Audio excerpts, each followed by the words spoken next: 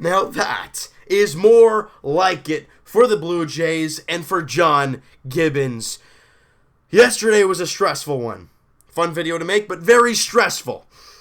And this game was not as stressful. We're going to break it down in a second, but I like the philosophy John Gibbons had in this game. We'll talk about that right now, actually. We'll do that right away. First off, Marco Estrada throws one of his best outings of the season. I'm not going to say it was his best because he could have had some better ones earlier in the season, but he goes 7 innings, 5 hits, no runs, 3 walks, and 6 strikeouts as obviously the Blue Jays win 4-0 over the New York Yankees, win the series, and now the Pittsburgh Pirates come to town. They come to Toronto for the first time since 2011. It's been a while. It's been a while since we've seen the Pittsburgh Pirates, in Toronto at least. But this game, I really, really like how John Gibbons managed this game. See, it's from one day to the next, you don't know what you're going to see from Gibbons, let alone the Blue Jays themselves. I really like how he managed Estrada. I bet you, after that 6th inning, every Blue Jay fan, including myself, thought Marco Estrada is done. You got 2 guys warming up in the bullpen.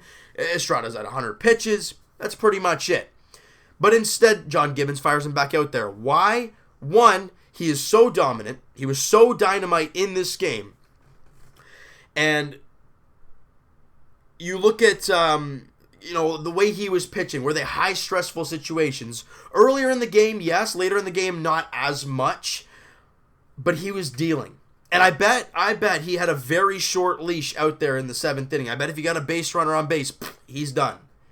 But Marco Estrada came out, 1, 2, 3. That was it. You didn't have to go to the bullpen in that inning. I bet, like I said, if Marco Estrada had got a base runner, walk, hit, whatever, John Gibbons was giving them the hook, and I agree with that. You got to give Marco Estrada the chance the way he was pitching in this game, and he did the right thing, and Marco Estrada made Gibby look good in this game as well, really. But, and then you see Ryan Tepera come out in the 8th inning. He gave up a hit, but he struck out a batter, had a clean inning of work, no problem. And Roberto Osuna came out in the 9th inning. Not a save situation, but got the job done. Walked a couple batters, but got some key strikeouts. Walked 2 guys, struck out the side. Made Chase Headley look absolutely stupid. Swinging at 3 balls, not even close to any of them.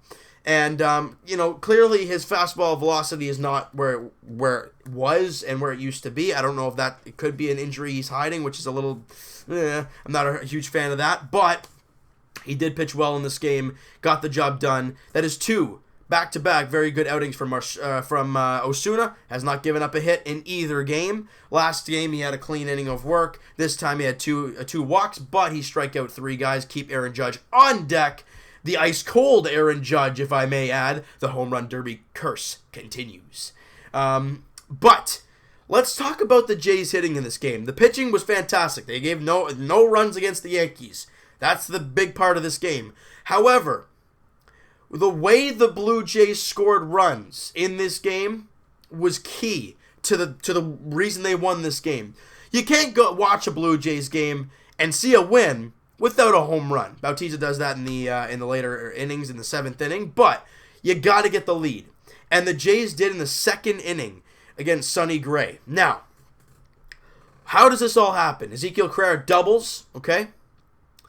Then, this is the product of having some speed on the bases, right? You look what happens. Pierce strikes out to start off the inning. There's 1 out, nobody on. Zeke doubles to center. He's had a very good season offensively. He's hitting over 300. And he gets second base. Sonny Gray tries to pick off. Nope. And Ezekiel Carrera moves up to third base on the play. Ryan Goins does not get a really good piece of the ball. Kind of dribbles it in front of the home plate. Sonny Gray fields it. But Ezekiel Carrera, very, very heads-up play, right on contact. He was booking it home. Beautiful slide, just nicking the back corner, kind of the farthest away from the tag as you can be, and is safe at the plate. Now, that's a manufactured run. That is a solid run. The thing that frustrates me is that, and we talked about this actually in Sonny Gray's last outing against the Blue Jays, how Sonny Gray makes a mistake, makes a throwing error, Zeke moves up, and he comes home to score, but that is not an earned run.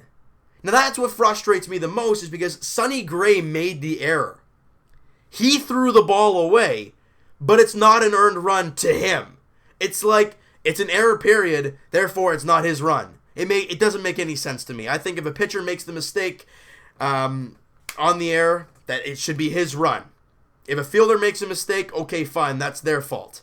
But if the pitcher makes the mistake, it should be an earned run, but it wasn't. But no problem. Blue Jays lead 1-0. That's fine. We move ahead to the third inning. You know, Josh Donaldson has been heating up of late. We have seen this from Josh over the last little while now. And Ruff Snyder gets out to lead off the inning. Bautista walks. And then he ends up stealing, which was kind of shocking in a sense. And then Josh Donaldson, with 2 out and a guy at second, gets a clutch, runners in scoring position, base hit to left field, scoring Bautista, 2-0 Blue Jays. It's an RBI single, beautiful. We move to the fourth inning, so back-to-back innings. Kevin Pillar at the dish, Pierce at second base. Kevin Pillar having a garbage season with runners in scoring position, as the Jays are as a whole, but Kevin Pillar especially, I think he's in like 170 or something like that with runners in scoring position. Yikes. But instead, he shortens up and he chops a ball to the hole between third and short. It gets through. It's going slow enough that Steve Pierce has enough to boogie around third base, come home to score. Blue Jays lead 3-0. And, like I said, we move to the seventh. You can't have a Blue Jays game without a home run. Jose Bautista, kind of in front of the pitch, kind of hits off the end of the bat, but gets enough juice behind it to drill it into the, I don't know if it went into the bullpen or what, but it left the yard, and 4-0 Blue Jays, his 19th home run of the season. You got a home run. You got a couple manufactured runs, couple RBI singles with, I think it was 2 outs, if I'm not mistaken, both were. And you saw very good starting pitching, a very good bullpen. And, may I add, 0 errors by the Blue Jays. A complete game by the Toronto Blue Jays. We are not, I'm not saying this is going to start happening every single day, but what we did see is we saw a very good start from Marco Estrada. We've seen that over the past little while now. He's been very, very good over his last 3 or 4 starts. He's been very, very good. Like I said, we'll preview this series a little bit. The Pittsburgh Pirates in town for a 3-game set. This is going to be a very interesting one because Game 1, Marcus Stroman. Marcus Stroman usually does very well in interleague play against Jameson Taillon, the rookie. Now, he's having a rough season. Only pitched 86 innings this year, obviously with an injury earlier in the year. 4.60 ERA. However, this guy is, if you look at his thing, it won't say he's Canadian, from Lakeland, Florida. But, if I'm not mistaken, mom and pops are from Canada. So, it's going to be nice to see him come home, in a sense. He's probably going to have lots of family here. So, that's going to be very cool to see. And hopefully the Blue Jays beat them. I'm not going to go anywhere else than that. Game 2 of the series tomorrow, Saturday afternoon. Trevor Williams on the mound for the Pirates. As of right now, we have no idea who's pitching for the Blue Jays. It's probably going to be an emergency call-up. It probably won't be Tepesh again. If it is, I might be scared a little bit. But we will wait and see. And in the finale, it is Chad Kuhl, all right, versus J Happ. Now, the Blue Jays starting pitching over the past little while, the normal starters, like the Marco Estradas, the Stromans, the Happs, they've been good. We are seeing Stroman and Happ in this series. Again, a series you can win. We don't know who's going to pitch in Game 2. Maybe we can get a win there and sweep it. I don't know. I have no idea what's going to happen. But you got to take it one game at a time. I'm not looking at standings. I don't care right now about a wild card spot. People can say, "Oh yeah, we're only 4 games back. We're only 5 games back." Yes, but you've got like 5 or 6. Let me put into perspective real quick before we end off this video. Yes, with this game, depending on Seattle, I'm not sure what happened with Seattle today, if they're even playing today. Let me just quickly check that. This is a live thing for you guys. Let me check Seattle. Okay, it's 0-0 in the first against the Angels. So let's say the Seattle Mariners lose to the Los Angeles Angels. Right? The Blue Jays would be 4 back of whoever is in that divisional race, in that wild card spot. But listen to this. You're 4 games back, which is great. But you have Seattle ahead of you, Tampa ahead of you, Kansas City above you, Minnesota, the Angels, Baltimore, and Texas, all in front of you, thinking they have better chances than you do. So, I understand games back, it doesn't look all that bad, but there's a ton of teams in front of you. So, if you're thinking about anything crawling back into a season, you got to win games. You can't control what other teams do.